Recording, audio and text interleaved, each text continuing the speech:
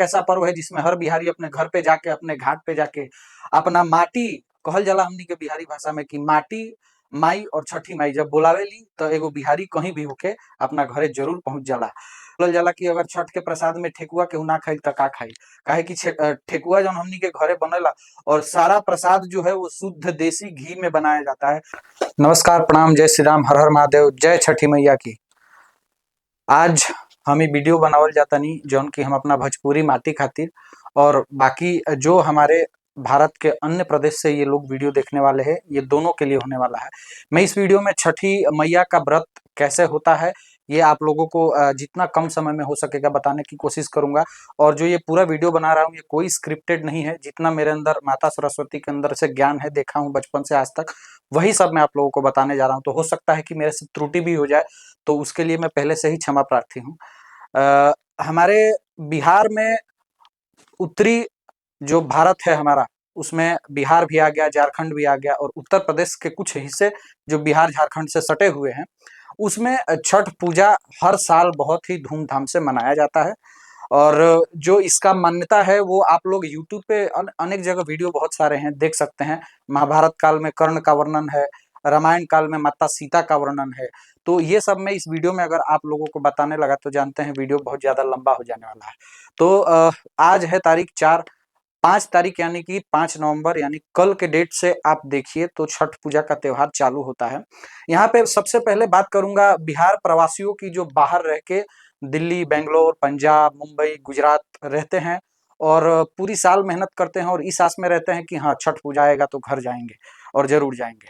आप अन्य वीडियो भी देखे होंगे यूट्यूब के माध्यम से हाल फिलहाल में कि बहुत ज्यादा भीड़ हो रही है। हालांकि इसमें गवर्नमेंट भी अपना सहयोग दे रही है, लेकिन जितना देना चाहिए उतना नहीं है।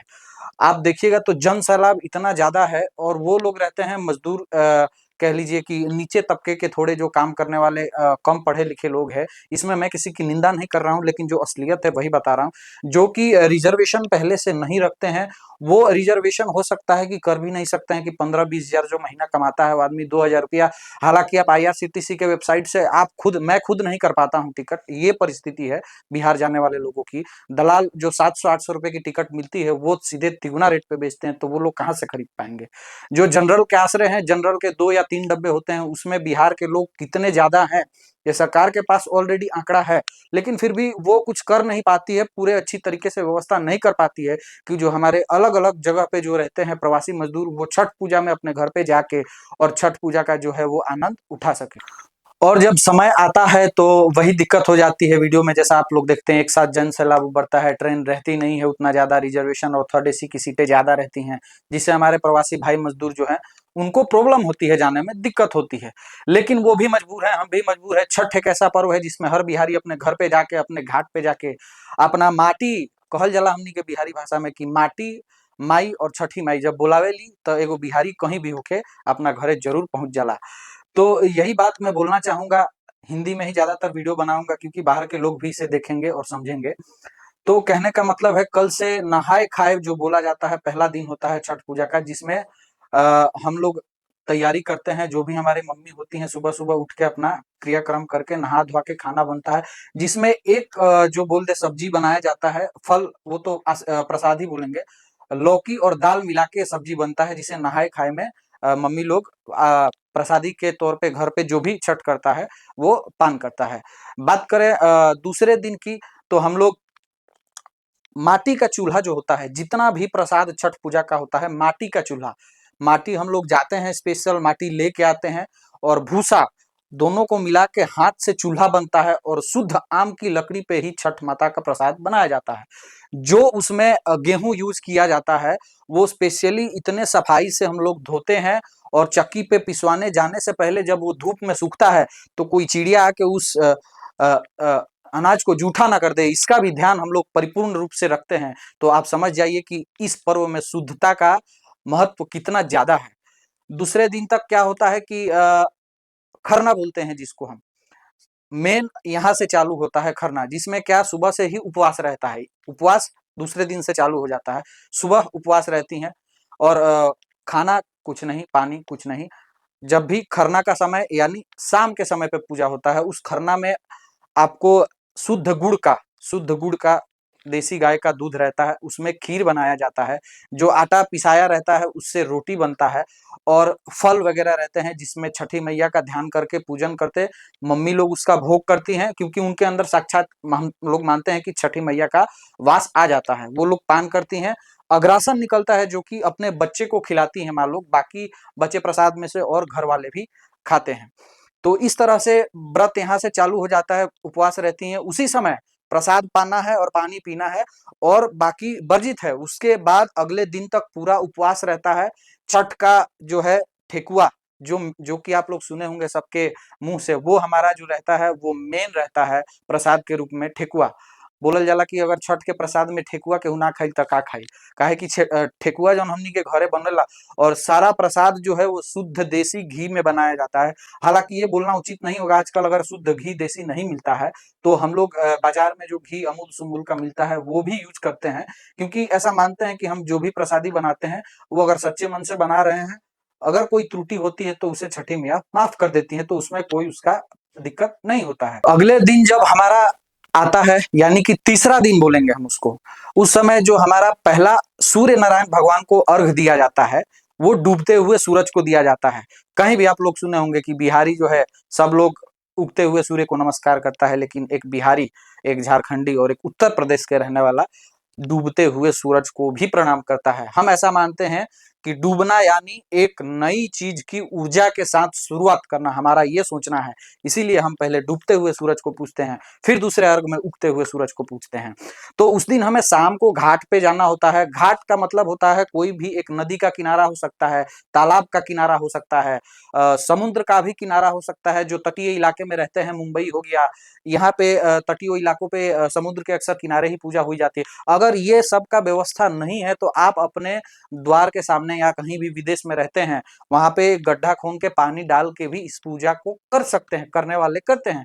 क्योंकि हमारे यहाँ में पहले से ही माना जाता है कि ये पूजा करने के लिए कोई भी मंत्र की जरूरत नहीं है, किसी भी पंडित जी की जरूरत नहीं है। इसमें आपका बस शुद्ध मन और आपका विचार शुद्ध होना चाहिए, बस इतना काफी है इस पूजा को संपन्न करने के लिए। महानता तो इतनी है कि मुझे बताने की जरूरत नहीं है, पूरा विश्व जानता है कि छठ पूजा का महानता क्या होता है। तो जिस दिन हम शाम को जाने वाले होते हैं घाट पे, उस दिन सुबह में इसका प्रसाद बनता है। प्रसाद बनने के बाद उसे एक टोकरी में सजाया जाता है जो कि कच्चे बांस का बनता है, और उसमें हम लोग सजाते हैं, अच्छे से उसको रखते हैं। फिर शाम को सब लोग नया नया कपड़ा पहन के तैयार होता है और साथ में घाट पे जाया जाता है। उस समय का जो नज़ारा होता है, ऐसा समझिए कि हम लोग स्वर्ग में आ गए हों, और स्वर्ग में जो है कहीं मेला लगा हो भव्य, वैसा दृश्य रहता है हमारे बिहार का। शाम के जब हमनी के घाटे जाए निसन, तब साथे माई बहिन लोग हमनी के गीत भी गावत साथे चलेला। सोच ली कि जे 2 दिन से पानी ना पियले होके, पहले से प्रसाद के रूप में खाली पानी लेले होके, आज भी उपवास होके, वो गला के कंठ से आवाज रुआ सुनम त ई ना कहम कि ई आदमी उपवास में बा, चाहे भूखल बा, चाहे पियासल बा। इतना मधुर वो लोग छठ का गाना होता है, आप लोग यूट्यूब करके भी सुन सकते हैं। यूट्यूब में तो चलिए अलग फिल्मी टाइप का गाना बनता है, लेकिन हमारा जो देसी गांव में हमारी माता बहनाएं गीत गाती हैं, वो सुनने के बाद आपका भाव विभोर हो जाइएगा, मंत्र मुग्ध हो जाइएगा। शाम को हम लोग घाट पे जाते हैं, पूजा करते हैं। छठी मैया बनाई हुई रहती हैं। गांव में अक्सर तो परमानेंट बनाया हुआ है, और शहरों में अक्सर टेम्पररी बनाया जाता है, कह ले कि 1-2 दिन के लिए मिट्टी से बना दिया जाता है।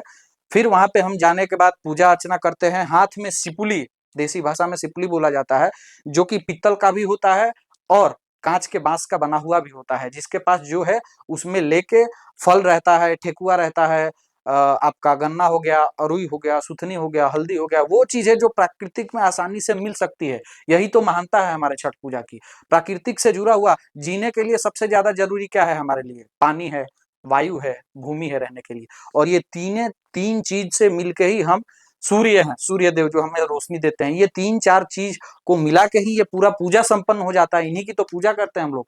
जल के अंदर खड़ा होकर हाथ में सुपली लेके रखते हैं सुबह सुबह शाम के समय में, और डूबते हुए सूरज को अर्घ देना उसी से। और जब सूरज भगवान डूब जाए तो फिर वापस आना, और वापस वहां पे लोग जितने भी रहते हैं फिर घाट की ओर से अपने घर के तरफ लौट जाते हैं। घर के आने के बाद कोसी, हमारे अंदर एक फोटो अगर मुझे नेट से डाउनलोड मिलेगा तो मैं आपको डालूंगा।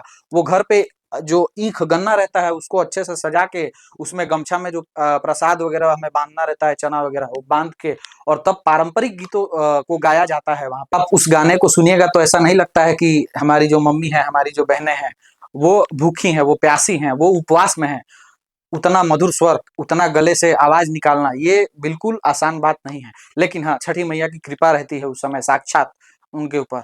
फिर गाना गाने के बाद क्या होता है कि हमारा जो कोसी रहता है उसको समेट के एक दउरे में रख दिया जाता है, और हम लोग जितने भी घर पे लोग एकत्रित हुए रहते हैं उस दिन तो उनको आराम करना रहता है। हम लोग खुद खाना बनाते हैं, खाते हैं साथ में प्यार से, और दिवाली में जो पटाखे बच जाते हैं उस पटाखे को बच्चे और हम लोग साथ में मिलके फोड़ते हैं। दिवाली से ज्यादा महत्व एक उत्तर भारतीयों के लिए छठ पूजा मायने इसीलिए रखता है। फिर क्या होता है कि तीसरे पहर में, रात के तीसरे पहर में आप बोल सकते हैं, हम लोगों को कोसी भरने वापस जहाँ घाट रहता है वहां पे वो जो ईख रहता है उसको कंधे पे लाद के और कोसी का दौरा लेके वहां पे कोसी भरने जाना रहता है। वहां पे करीब करीब आधा घंटा हम लोग रखते हैं उस माता जी के पास उस कोसी को भरने के लिए, और वो कोसी वापस उठा के घर पे लाते हैं। फिर सब लोग सुबह तीसरे पहर में ही तैयार हो जाता है, और चौथे पहर के चालू होने से पहले हम लोग घर से दूसरे अर्घ के लिए निकल जाते हैं। जैसे शाम को हुआ था वैसे अब यहाँ पे चौथा दिन चालू हो जाता है हमारा। फिर हम लोग साथ में अपने घर वालों के माथे पे दौरा रख के घर वाले साथ में रहते हैं, पूरे गांव वाले, आपको वहां पे कोई जातिवाद, कोई जाति का भेदभाव नहीं, कोई ऊंच नीच नहीं रहता है। वहां पे जाने के बाद हाथ में वापस वही सिपुली जिसको बोलते हैं लेके पानी में सब लोग खड़े हो जाते हैं।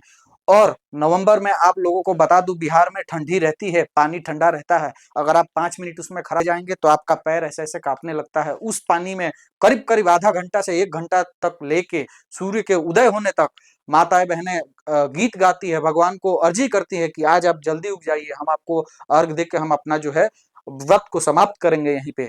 तो सूर्य भगवान उगते हैं, अर्घ दिया जाता है, दूध से जल से जिसको जो भी हो उससे दिया जाता है। बाद में इसको इसका यहीं पे समापन हो जाता है। बाद में वो सिपुली लेके आती हैं, रखती हैं, और वहीं पे घर से एक आदमी रुका रहता है जो कि चाय और गर्म पानी लेके जाता है, ताकि हमारी माता बहनाएं जो लास्ट 35-36 घंटे से जल का जो है अंदर ग्रहण नहीं करती हैं उन्हें जल पिलाया जाए और चाय पिलाया जाए। और वहीं पे हमारे बिहार का सबसे पारंपरिक जो सिंदूर रहता है वो नाक के ऊपर से यहाँ तक आपको सिंदूर देखने के लिए मिलता है। सब फोटो अगर मुझे नेट से कलेक्ट करूंगा तो मैं स्लाइड में आपको डालूंगा, साथ में आप लोग देखते जाइएगा। तो ऐसा रहता है, और एक दूसरे को प्रसाद देना, अगल बगल के जितने लोग रहते हैं माथा टिकती हैं पहले माताएं बहनाएं, और फिर प्रसाद एक दूसरे को देती हैं। और हम बचपन में आज भी मुझे याद है कि हम वो प्रसाद रास्ते भर खाते आते थे। हम लोग इतना भी वेट नहीं करते थे कि हाँ घर पे जाएंगे तो प्रसाद खाएंगे। प्रसाद बनते समय ही डिसाइड हो जाता है कि प्रसाद का इतना हिस्सा यहाँ जाएगा, इतना हिस्सा यहाँ जाएगा। इतना अच्छा होता है हमारे बिहार का छठ पर्व। मैं अगर इस पे बोलने जाऊं तो 1 घंटे का वीडियो भी कम होगा, लेकिन मुझे समय सीमा का ध्यान रखते हुए इस वीडियो को यहीं पे समाप्त करना होगा। इस पे मैंने एक कविता भी लिखी, हालांकि मेरा प्रोफेशन तो नहीं है, लेकिन पढ़ते हैं, बिहार से हैं तो थोड़ा हिंदी का जानकारी है, और यूट्यूब वगैरह पे देखते रहते हैं, हमारे कविता सुनते रहते हैं। अच्छे अच्छे कवि जो हैं हमारे बिहार के भी, जो महान कवि हुए, हमारे दादा दिनकर जी कह सकते हैं, उनकी भी रचनाएं बहुत सारी, रश्मि रथी वगैरह हो गया, बहुत सारी पढ़ी हुई हैं। तो थोड़ा सा मैं भी प्रयास किया हूँ, 2-4 लाइन लिखा हूँ। उसके लिए एक मैं सेपरेट वीडियो अभी बनाऊंगा और डालूंगा, आप लोग देखिएगा।